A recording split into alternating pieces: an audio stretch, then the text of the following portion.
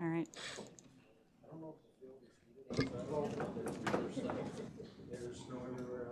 Thank you. What happened? What's his name? Okay, call to order City of Cannon Falls City Council meeting for Tuesday, September 17th. Roll call? Gesme. Here. Grote. Here. Jepson. Here. Johnson. Here. Cronenberger. Here. Lundell. Montgomery is absent. All right, stand for the Pledge of Allegiance.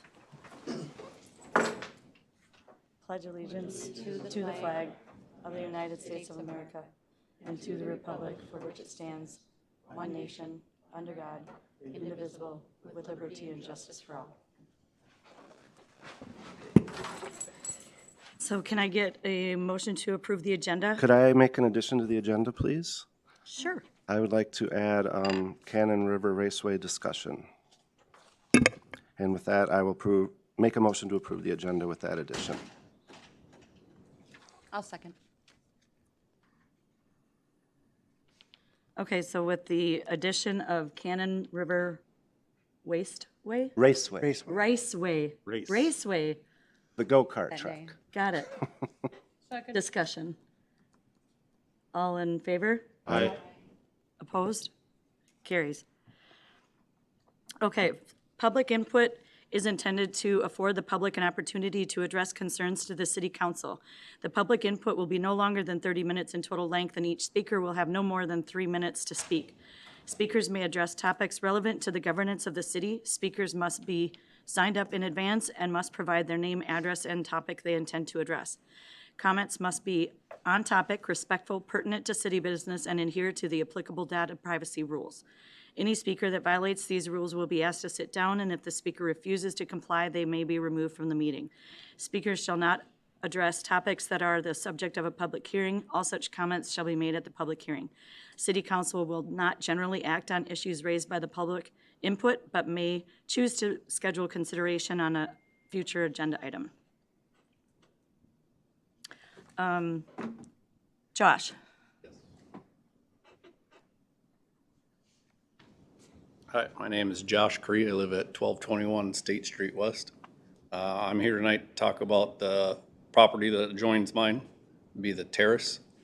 It's been a point of contention of mine for about 2 years now. We currently have an individual that's taking care of the property, and it looks phenomenal, but what he's bringing with that is my concern. He's got people coming in and out of the area all hours of the night, and it seems to me that it's nefarious activities, and I'm concerned that things are gonna escalate and get worse. I was wondering if there's anything that the city can do to help me with this problem. I've exhausted the Cannon Falls Police Department. I feel like I'm annoying them at this point with all the calls that we've made about this guy and the things that he's bringing around. He's collecting garbage back there at this point. Guess that was about it for me. Okay. Thank you. Thank you. Okay, that brings us to the consent agenda. Consent agenda items may be adopted under one motion as presented or may be removed for discussion and resolution as council business. A, just and correct claims accounting, oh wait, do I read them all first and then? It's been a minute. Accounting period ending September 11th, 2024. Meeting minutes for September 3rd, city council meeting.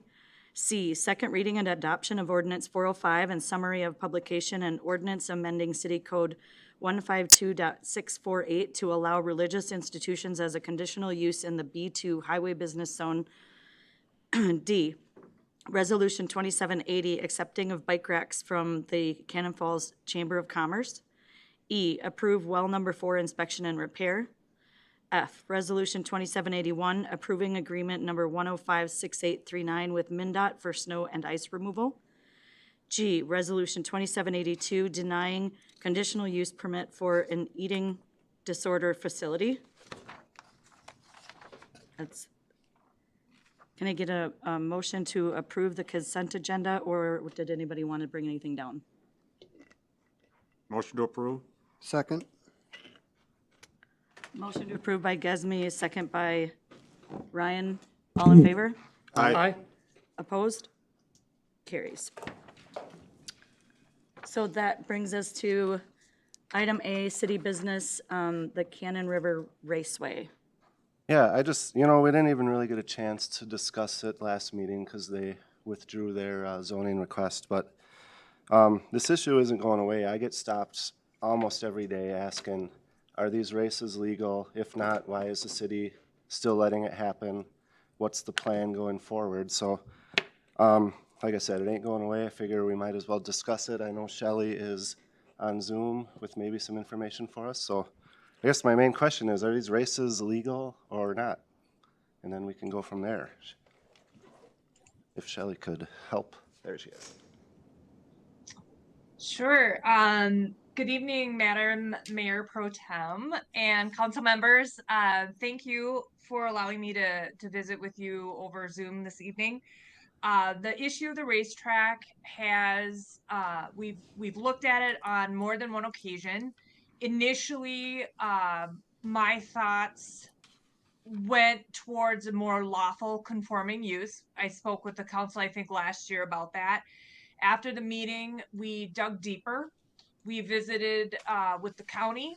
We visited with individuals involved with other county fairs and racetracks.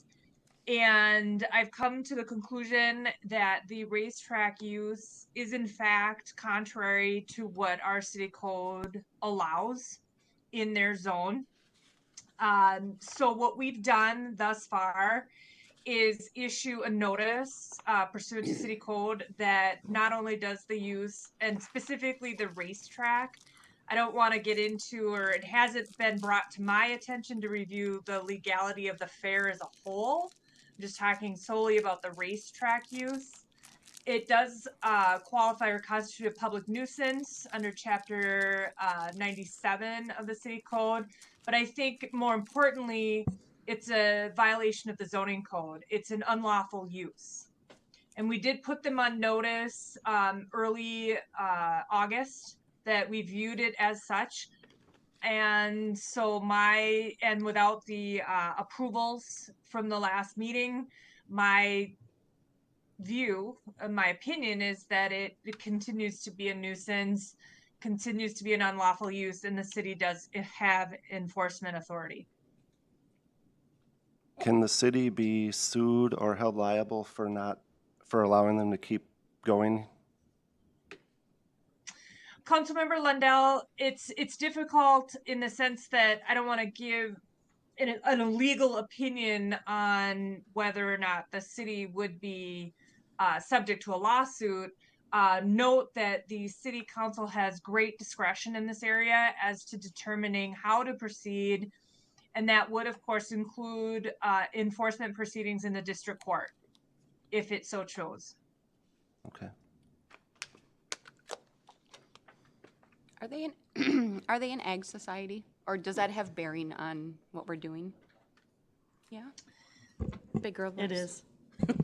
is. Are they an ag society?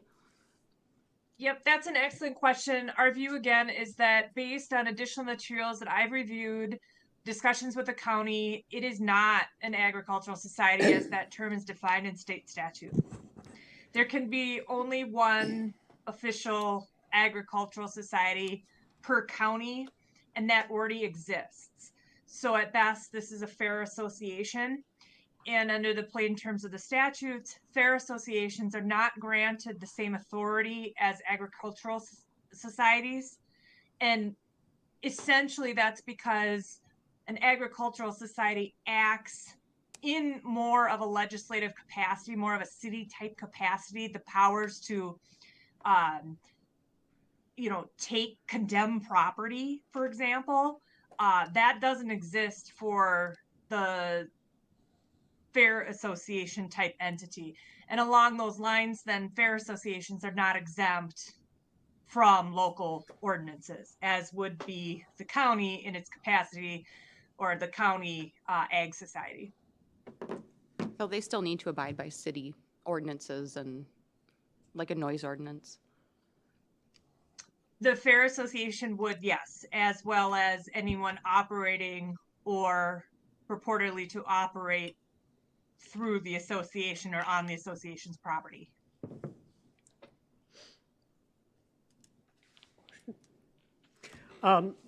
Shelley, did you or anyone on behalf of the city actually contact the Minnesota Agricultural Society and ask for a list of the members in good standing and for the booklet on that governs them?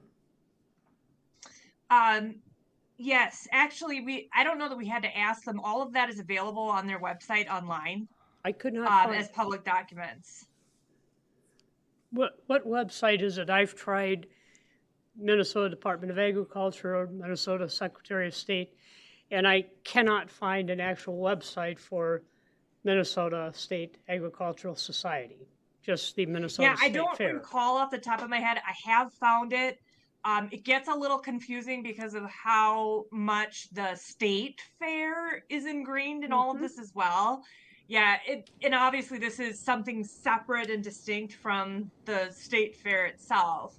But I do know, and I did find this county fair association and the list of county fairs. But I think we have to go back to what the statutes say in terms of what qualifies and what doesn't. Okay, because I found on my list of U.S. or Minnesota county fairs that there are several counties that have more than one. One is called a county fair, one is called a district fair, and they all are members of the Minnesota Ag Society as Yeah. far as their bylaws. And that may be the case. Oh, sorry.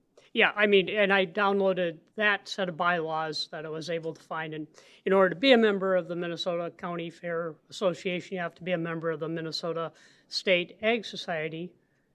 And that seems to have, in some cases, more than one per county. Yes, and to clarify, there can be more than one fair per county, but under statute, there can only be one agricultural society per county. So there can be one agricultural society and many fair associations. I think, Diane, I saw that website too. There's a Minnesota County Fair Association. Yes. That's just a group of fairs. You can also be an associate member. I know a lot of vendors are. That's just a group of fairs that work together. It's not a legal thing like But the their Ag bylaws, Society. yeah, the bylaws state that they But have that's to be a not a member state of law, though. The Ag Society is the official. That's just Right. a group that gets Right, together. like I said, I would like to see the list from the actual Minnesota State Agricultural Society listing their members. And I would assume somebody from the city can get that. Well, for I us. asked someone on the fair months ago, probably last year too, and they just said, "Oh, we are," but they could never show me anything. So That that doesn't tells mean me we they probably can't aren't. ask, yeah. I mean, if they were, they would have brought it a year ago, wouldn't they? I don't know. This would all be moot. So that tells me they're not. So what about a conditional use permit then for think- the races? I think one of the things that I asked the Goodhue County Fair, if they were under the same bylaws, if this was under the same bylaws as the ones they're running under, and they said no. They're not, and that was the first thing that the gal down there looked at. Because I believe, and I don't remember, and so I think you can have two of them if they're running under the same bylaws.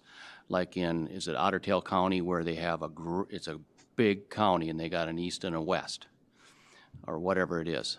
So the lady down in Zumbrota did check that if they were running under the same bylaws, and they're not in their bylaws.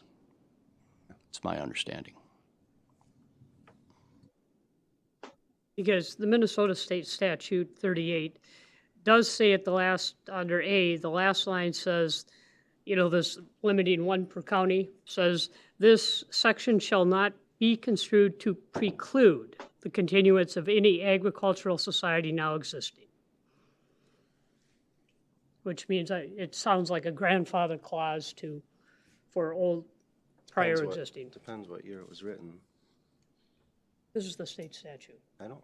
Okay. But what year was it written? It's on the current website. Unless they changed it in the last 6 months.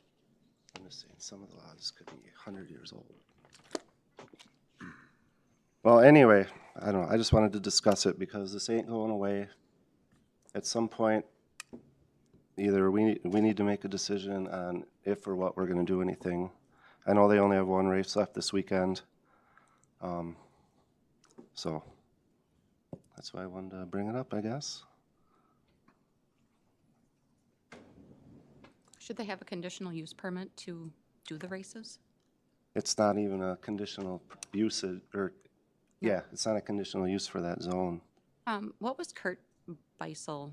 He referenced a law in 1994 about racetracks. I don't fully remember what it was. Can you hear that, Shelley? I did, and I'm not familiar with. It was a what 96, he's- something after yeah. 1996, racetracks can't be built or something. Yeah, or I another. found And it online. If you give me a minute here, I might be able to find it again. But yeah, it basically said anything before 96 wasn't, some noise ordinance weren't relevant to it, but anything after they were. Let's see if I can find it.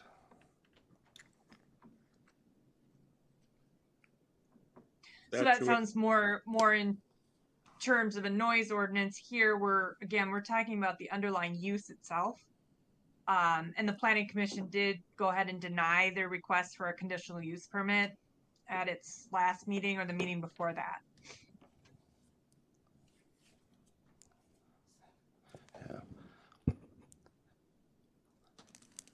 Well, yeah, like I said, I mean, to me, whether you want the track or not, that's really irrelevant. It's, are they allowed to have it? And as a city, like, we may not agree with every ordinance. I'm sure the police might not agree with every law they have to enforce.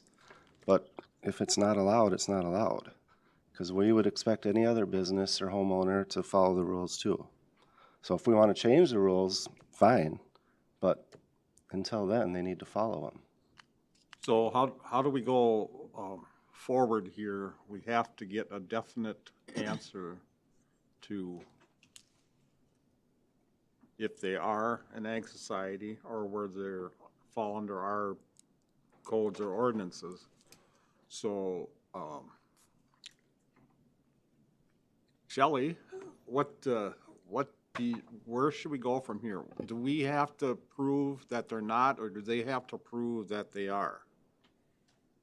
That's a great question. And how this would go is that we would initiate a legal action under the context of unlawful zoning and nuisance. And I suspect that issue of whether they're a permitted use, including what's been stated tonight, whether they're an ag society or not, whether they're grandfathered in or not, or whether that racetrack ordinance applies. All of those issues would be decided once and for all by the district court. You would have finality, and you would have a determination by the courts that would be binding both on the city, the fair association, and the racetrack vendors.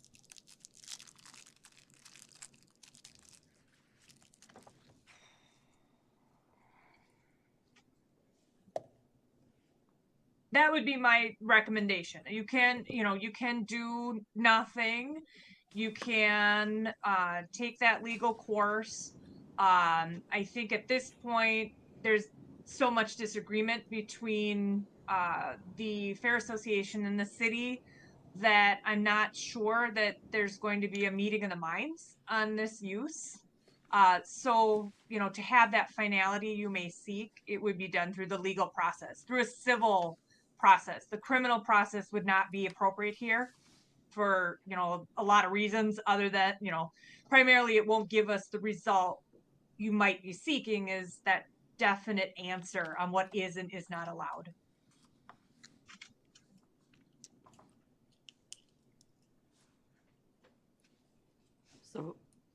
So we have to decide if we want to do that, or? Well, I think, oh, I was sorry. going to say, being this was an addition to the agenda, I don't think we can, I don't think we should. I don't even know if it's allowed, but I don't think we should make any decisions tonight. We can ask for more information and talk about it the next meeting, but actually, let's not at the next meeting, because I might, at the most, I'll be on Zoom. Oh, let's do it next meeting. yeah, I think you're right. I don't think we can make any formal decision because it's just a discussion. Well, I think she gave us some Yeah, valid some points on options. which way to turn, and so we can get it nailed down, right? Yeah.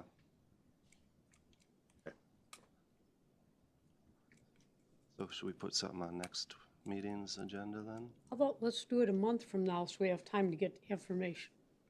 Not that meeting, that one's gonna be bad enough. Why?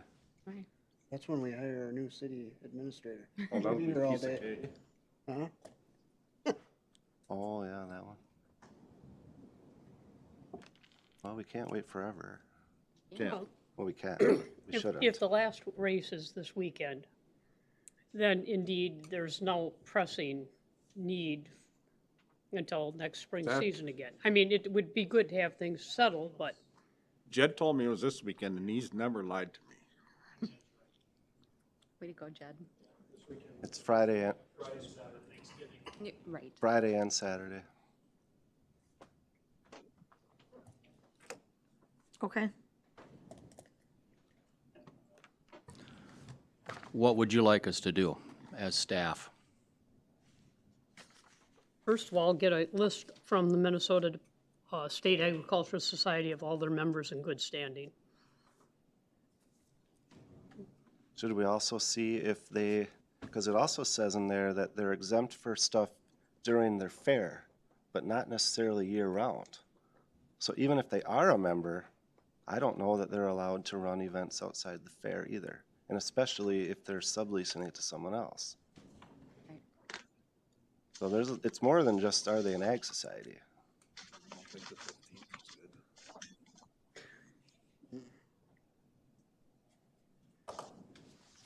Anything for agricultural fair purposes, which includes the management of the property.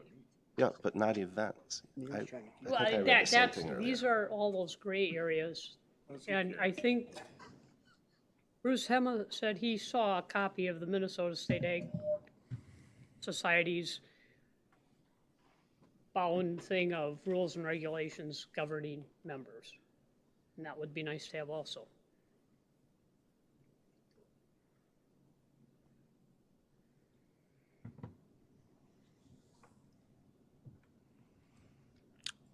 Do we want to just not enforce the rules for this weekend's race, just let it go?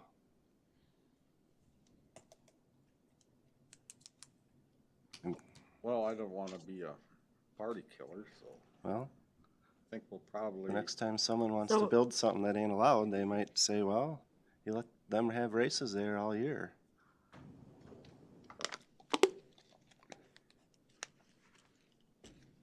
What was the cease and desist? I guess I wasn't aware we did that. They got that like a month or two ago. As far as I know, they just threw it in the trash. Because they think they That's can not do. something that city council would have had to approve or been aware of?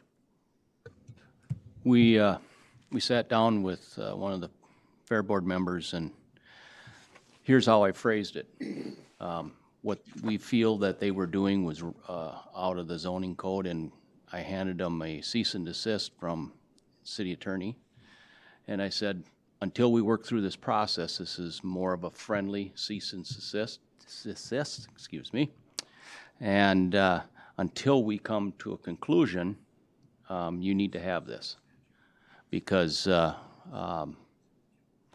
what we feel is outside our zoning code, we have to address. And that comes from the city attorney and staff. So with that said, I did talk to him and I says, you know what, this is more of a friendly cease and desist until we work down this process. Well, that process ended last Friday when they submitted their written letter of pulling their application. So now we're back to square one. So is it like zoning violation then for Mm-hmm. what they're, okay. What's the ramification for that? Well, Here we are. yeah, Okay, we got to figure it out. yeah. And, you know, it's really straining relationships in town if anybody hasn't noticed. And the longer it goes on, it doesn't get any better. So you as a governing body need to figure it out. We as staff need to provide you with that information and do what you guys want us to do. And so that's why I ask, when do you want to take care of this? What do you need? And how do you want to do it? And Shelley will provide you with options in that course. Staff will provide you with the information, and unfortunately, it's going to be your guys' decision. So, Well, it's my understanding that they pulled their permit request because it was never their intention, because whatever they had applied for would have given the authority for a racetrack to be anywhere in the city, right? Something like that? An urban So, reserve. and that was not their intention, that's why they pulled their request. So do we know what their intention is moving forward? I mean, are they going to reapply, more clearly stating that they only are looking for that area to be zoned differently? Or we don't know? well, then you'd have to create an all-new zone. Because Done before, right? well, we've created PUD using. So that's what your guys' decision will have to But be. they have to come forward to us. We can't recommend. What we went down, the road we went down was the existing zoning for that particular area. In fact, that bigger racetrack is split right down the middle. One is R2 on the south side and UR on the north side. It's split right down the middle. And so in order to have that racetrack on the north side of the other racetrack that's in the UR zone, they would have had to get a zoning amendment for that particular zone. And with that would have come a conditional use. That's the route we went, so. But then anyone in that zone would have been allowed to Correct. build a racetrack, and their point was that was not their intention. Well, At least that's what I heard. Okay. Okay. How did that get zoned that way in the first place? UR is let's put it this way, it's a kind of a holding pattern. When you bring property into the city, you don't know what you're gonna do with it. So you just put it into urban reserve. Gotcha. That's what UR is.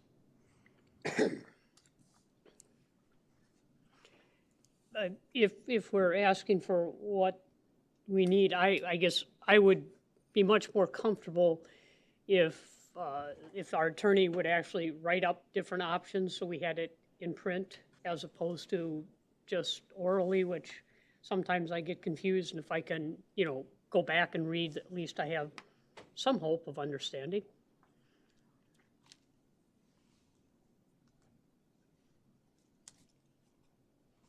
We can do that. Thank you. When do you want to review this again?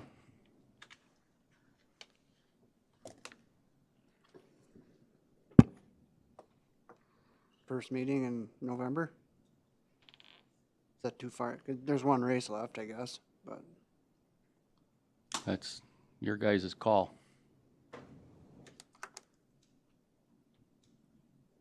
Well, do we have one on the first Tuesday of November? Is it not the election? oh, that is an election, isn't it? Am I wrong? Yeah. Did we move that? It'll have to be moved. Yeah, you are. Yeah. Right. Right. Yeah. Yeah, we're gonna have to move that meeting anyway, because we're gonna have to, accept the election results, so we are gonna have to move that meeting probably later that week. Okay. Okay. Good? Is that what we're doing? Yep. Sure. That work for you guys? I'd do it earlier, but that's fine.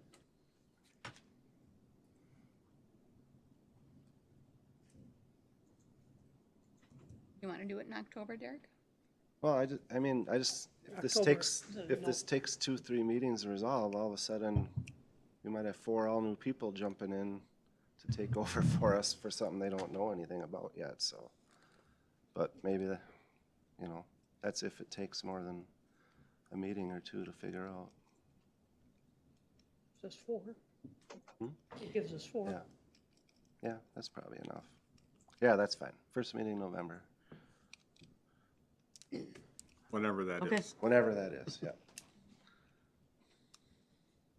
Probably be a week after the election. So I think there's a statutory time frame. They shortened it, so that's why I'll have to look at that. Well, the day after is too soon? Yes, that is too soon. I don't think they finished counting. usually takes. The county needs so much time in between from the election until when they canvass them. And then we'll have to canvass after we get the official paperwork from them. So it depends, and I am not sure. I haven't looked at all that yet, to be honest, so I'm not sure. Typically, it is a week, but I know some of those laws have changed of when we have to canvass them. So it may still be that same week Oh, okay. that it typically is. So, well, I'll let you know. I'll review that and let you know for sure. Okay. Okay. So that moves us to reports. He's not here from the chamber. Does anybody have anything from her by chance? EDA met on September 5th. Basically, they just gave an update on the housing situation, correct, Neil? Do you remember? They set a you were public there. hearing for the 23rd, right? 23rd. For the 23rd. Yeah. On sale of lots. Yep. In Hardwood Estates. That's about all. Did. That was about it too, wasn't it? Went over some of the financials. Yeah. Okay. And Public Works met on September 5th. That was a short meeting, but we had the discussion on the well inspection. Anything else, Derek, that you can think of? And the, yeah.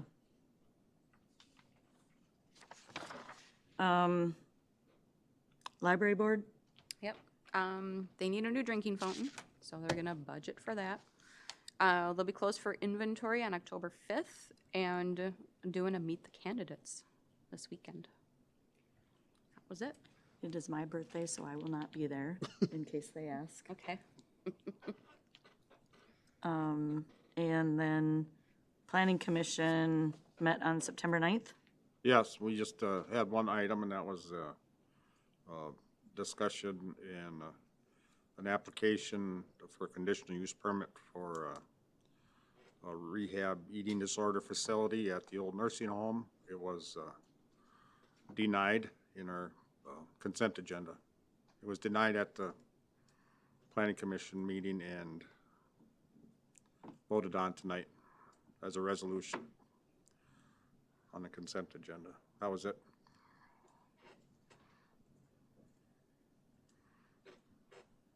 Okay, go around, Officer Berg, anything?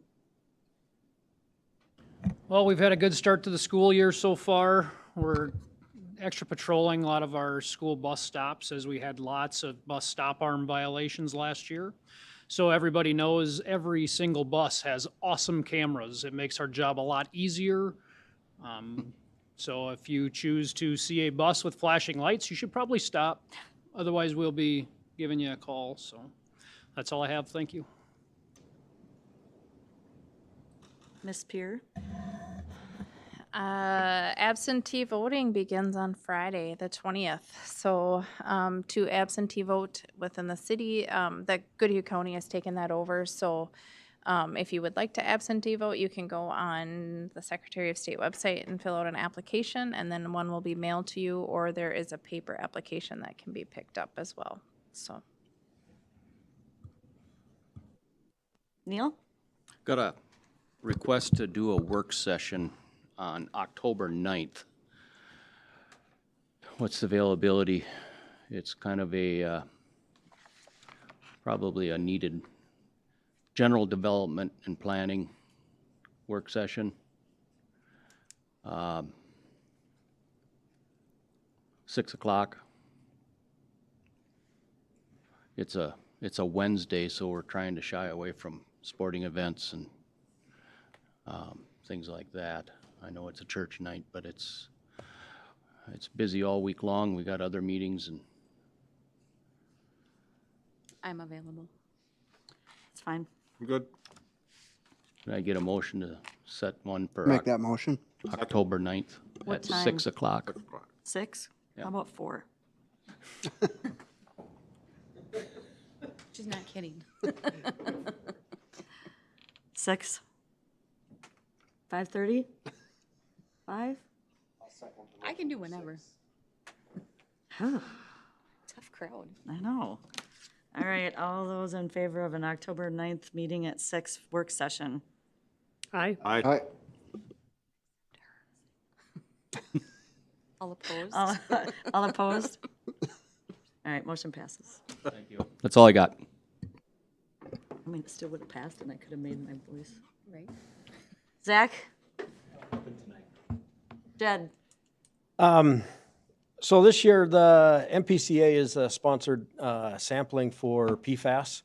I think, it's been several meetings ago, we talked about our high sample that came back, but we just did another round of 8 samples and kind of narrowed down that high sample coming from the North Industrial Park.